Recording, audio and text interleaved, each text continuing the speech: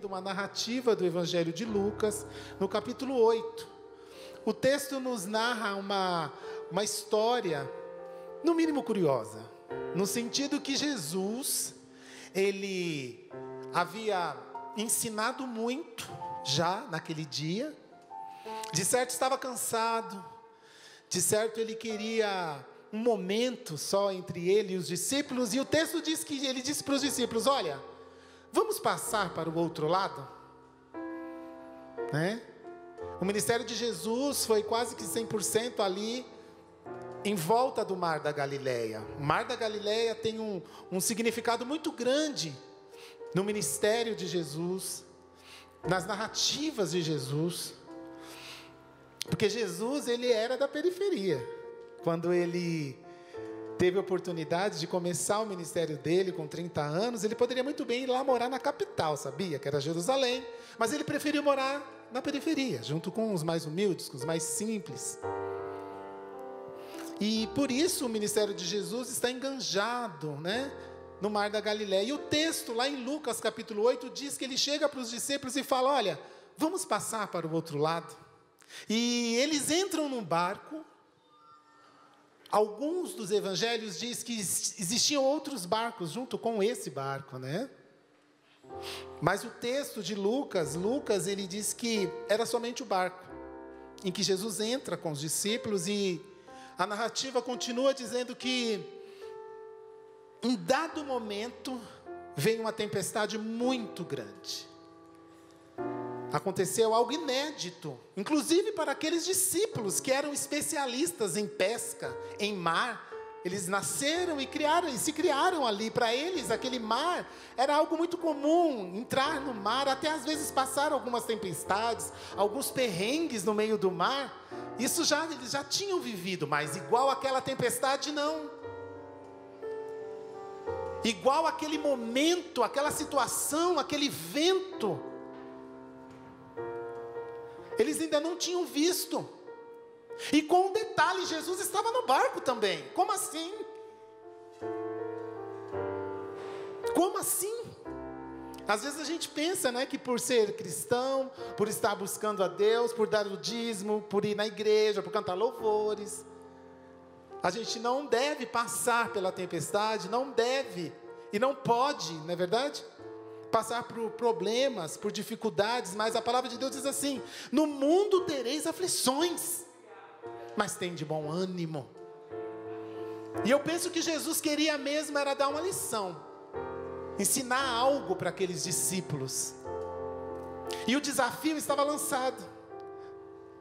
E agora, quem vai nos socorrer? Quem vai nos ajudar? Porque Jesus estava até dormindo, o texto diz. E Jesus se levanta e dá ordem para que o mar se acalmasse, para que o vento se aquietasse, e se fez bonança. Jesus dá a ordem e tudo volta no lugar. O mar se aquieta e o vento se aquieta também. E uma das coisas que me impactou quando eu estava meditando nesse trecho das Sagradas Escrituras foi esse desafio que foi lançado por Jesus para aqueles discípulos. E eles aceitaram passar para o outro lado, mudar. Eles aceitaram o desafio de entrar no barco. Eles não imaginavam o que viria pela frente.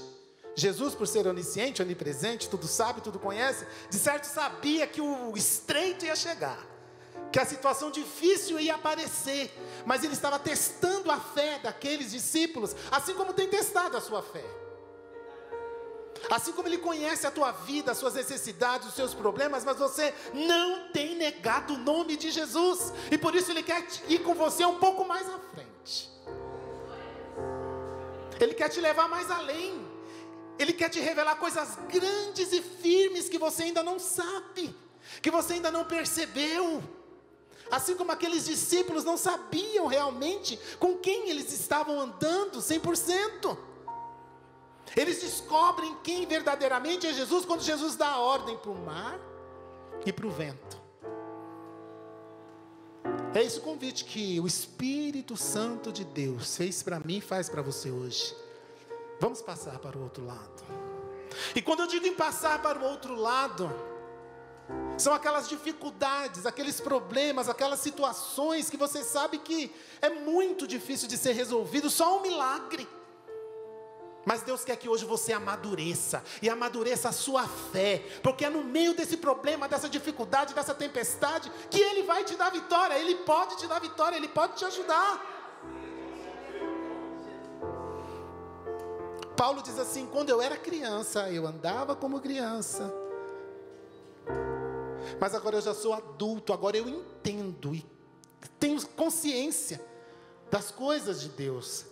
Que hoje o Espírito Santo de Deus ministre o teu coração, e que você aceite o chamado de Jesus para passar para o outro lado, a ir mais fundo. Se as águas estão batendo nos arteiros, elas querem subir, e o Espírito Santo de Deus hoje quer que você navegue, nade no oceano do Espírito. Venha viver o sobrenatural de Deus, viva o sobrenatural de Deus. Deus tem o melhor para você. Passe para o outro lado, para obter resistência. Eu fiquei pensando na minha irmã, a Kelly, que é atleta. Uma vez ela rompeu o o menisco do joelho. E eu falei: nossa, mas por que você está tão triste? Ela falou assim: porque eu, enquanto atleta, eu preciso sempre estar treinando. Se eu paro 3 meses, a musculatura já volta, já fica complicado, eu perco o ritmo de jogo, eu já não me entendo tão bem, o reflexo já fica diferente. Está entendendo o que Deus está falando para você? Por que está apertado, por que está difícil? É porque Ele quer que você tenha resistência, Ele quer que você cresça na fé. Não é por acaso que Jesus levou aqueles discípulos ali, no meio do mar. Tinha uma sentença de morte. O texto diz que o negócio estava estreito, era perigoso. Para os discípulos que tinham sido criados ali, que sabia tudo a respeito daquele lugar, falar: olha, a gente está correndo risco de vida. Mas Jesus chegou e resolveu. Não sei se você está aí na tua casa, você que vai assistir depois, você que está aqui comigo, tem sentido até medo de morrer. Mas hoje a palavra de Deus é ministrada sobre a tua vida, porque Jesus é vida, e Ele não vai deixar que nenhum mal te aconteça.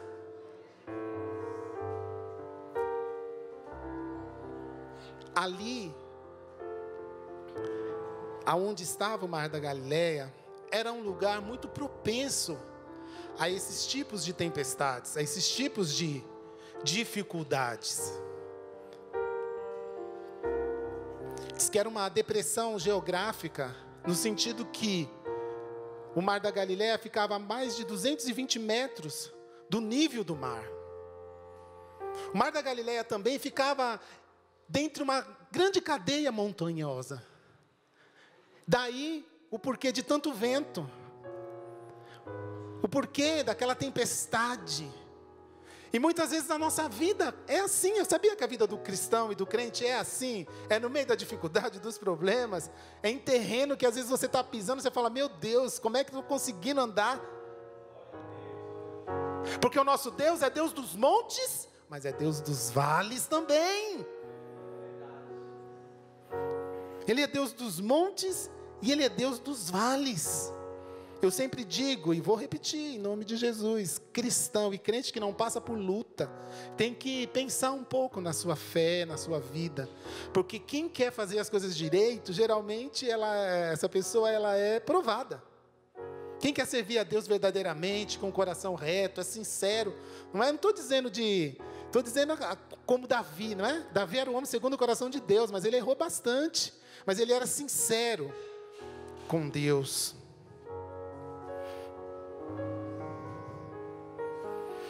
No original, a palavra aquieta-te, no grego, né? Tem um significado muito importante para aquele primeiro ouvinte, aquela primeira pessoa que ouviu e leu o Evangelho de Lucas. Isso é muito importante. a gente entender que o Evangelho de Lucas foi escrito para uma pessoa, para um povo, em um determinado local, né, na história da humanidade, e era para os judeus, e o momento histórico daquilo ali, era um momento em que, a gente fala do período helenista, né, pastor Isaac? Em que Alexandre o Grande tinha dominado, e estava aí todo, não é? O grego era o inglês da nossa época. E Jesus sabia de tudo isso, porque Deus tudo sabe, Deus tudo conhece. E no original, essa palavra de ordem de Jesus tinha uma conotação espiritual. Tinha algo espiritual naquela ordem de Jesus, porque aquela tempestade daquele jeito, naquela situação, não era normal. Assim como muitas situações que acontecem na nossa vida, você olha e fala, mas não é possível. Só pode ser o Satanás mesmo, o inimigo das nossas almas, para tirar a minha paz, para roubar a minha paz. Está tudo certo. Eu estou buscando a Deus, eu sirvo a Deus, mas parece que está um embaraço, uma confusão. Eu não estou entendendo mais nada. A bênção que era para chegar para mim já não chegou. Eu estava lá na fila, eu era o próximo, mas aí parece que entrou alguém e pegou a minha bênção. É porque é algo espiritual. É algo espiritual também, que precisa ser repreendido em nome de Jesus, e é repreendido hoje em nome de Jesus. Em nome de Jesus. No grego, a palavra que Jesus deu ordem, na mitologia grega, chama-se anemoi, na sabedoria popular lá dele. Então a primeira pessoa que viu, que leu, e viu lá escrito anemoi, falou, opa. E na mitologia romana, a divindade não chamava Amenoi, ela chamava Venti, que em latim é vento. Então quando Jesus diz assim, olha, Amenoi, Amenoi, ele estava dizendo toda a divindade, todo o poder é contrário, cala agora, para agora. E é isso que eu quero ministrar sobre a tua vida. Eu não sei de que ordem veio, não sei quem mandou, eu não sei como que isso funcionou, mas nós queremos quebrar agora na autoridade que é no nome de Jesus. Amenoi. Em nome de Jesus, seja destronado todo pacto maligno contra a tua vida, contra os teus negócios, contra o teu ministério, contra a tua igreja, contra o teu relacionamento, contra os teus sonhos. Seja destruído agora em nome de Jesus. Aquieta, em nome de Jesus, em nome de Jesus. Toda palavra maldita lançada contra a tua sorte, contra a tua vida, contra a tua família, nós quebramos agora, na autoridade que há no nome de Jesus. Amenoi, Amenoi, Amenoi. Aquieta, em nome de Jesus. Vai para o lugar onde Jesus Cristo já tem determinado. Aqui não é o teu lugar, as nossas vidas não é o teu lugar, esta casa não é o teu lugar. É em nome de Jesus que eu te ordeno agora, Satanás, pega a tua bagagem, o teu engano, a tua confusão, a tua mentira, e fora. Ser liberto, ser liberta agora, em nome de Jesus.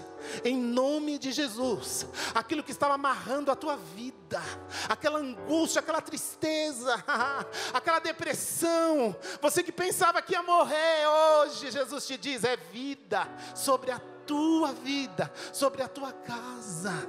É isso que Ele tem para você hoje. Oh, aleluia. Oh, aleluia. Eu não posso, mas meu Jesus pode. Eu não tenho, mas meu Jesus tem. E foi essa a ordem que foi liberada dos céus sobre a tua vida hoje.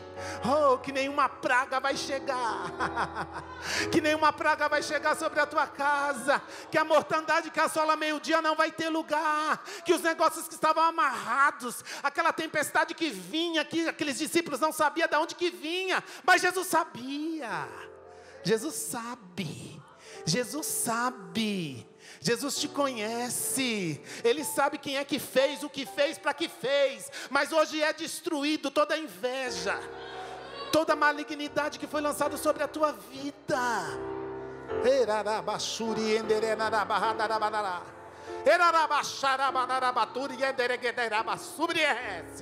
Em nome de Jesus. Em nome de Jesus. A tua vida foi Jesus que escolheu, você é dele. Nada acontece por acaso. Aqueles discípulos, eles foram desafiados, eles aceitaram, passaram para o outro lado, foram provados e receberam de Deus essa ordem. E uma das coisas que me chamou muito a atenção também, e que Lucas brilhantemente não quer que passe desapercebido de você, ele não quer que você deixe que isso saia do teu coração, saia da tua mente, saia da tua vida, que você entenda de uma vez por todas.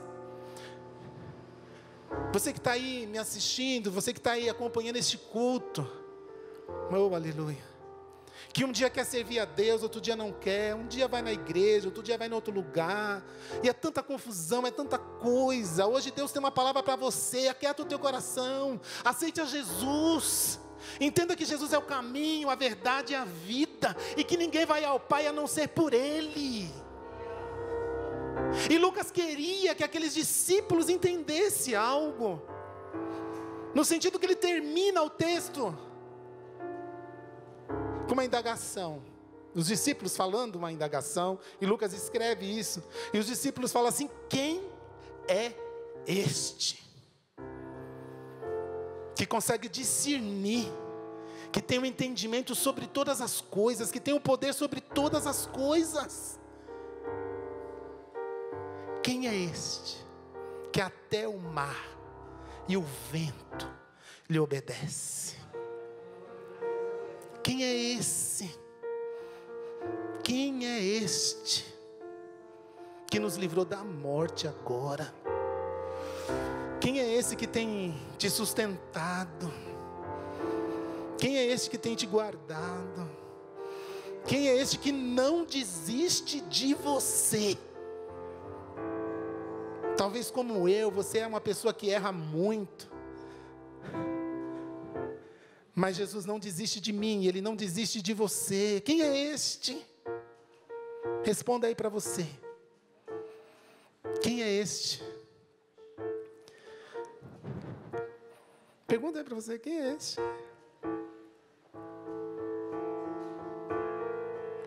Quantas vezes Ele te livrou?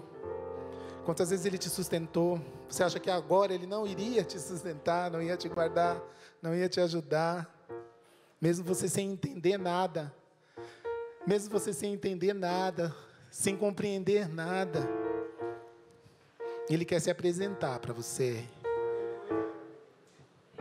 Eu posso te conhecer, saber o teu nome, saber até onde você mora, mas quem te conhece de verdade é Jesus. Quem é este? Responda para você aí. Responda para você aí, quem é este? Hoje a palavra de Deus é ministrada ao teu coração. E ela diz assim: se hoje ouvirdes a voz do meu Espírito, não endureçais o vosso coração. Aceite a passar para o outro lado. Romanos 10, 11 e 13 diz assim: ninguém que nele crê será confundido, porquanto não há distinção entre o judeu e grego, porque o mesmo Senhor é Deus de todos, rico para com todos os que o invocam, porque todo aquele que invocar o nome do Senhor será salvo.